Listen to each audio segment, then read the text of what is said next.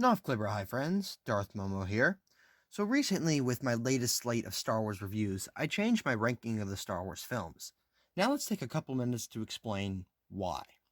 First off, there will be spoilers, and this isn't going to be like a big video, so I'm just going to use trailer footage. So don't knock me for that, otherwise tune out now. At number 12 is Attack of the Clones.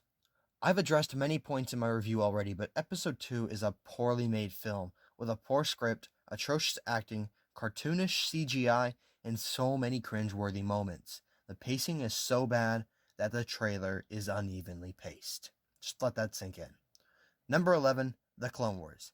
Yeah, it has a lot of problems. The writing isn't the best and the animation is pretty stiff. But the acting isn't too bad, it has some fun moments, and is still semi-enjoyable. Number 10, The Rise of Skywalker. This one has a lot of issues, mostly Palpatine related. The film is fairly unoriginal for no reason, it has many rushed and unsatisfying ends to character arcs, and the blatant retcons to The Last Jedi are kind of jarring. The Force is made so unrealistic, and overall, it felt like an unsatisfying end to a 40-year saga. Number 9, Solo. Yeah, it's a fun ride, and I just want to emphasize that.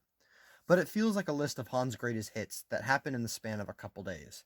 And the film is unnecessary and suffers from a lack of the original actors. Number 8, Revenge of the Sith. This film has a lot of entertainment, and Ian McDiarmid and Ewan McGregor offer some of the series' best performances. But still, the acting is mediocre from everyone else, the pacing is not great, and the destruction of Padme's character and rush of Anakin's fall are big negatives. And the film is literally a cartoon with a few actors walking around. Number 7, The Phantom Menace. The film has its issues, this is true, but it still has a lot of practical effects, the acting is good, the writing is okay, and the pacing is pretty good. It has the most grounded plot of the prequels, and I think it was the best of the prequels with characterization, and has an amazing duel and lots of fun. Arguably, the best of the prequels. Number 6, Return of the Jedi. Yes, this film has a lot of issues. The first act is so drawn out, the second act is super boring, and overall the film has very poor pacing. The acting from Harrison and Carrie is pretty poor, and the Ewoks make the end battle kind of realistic.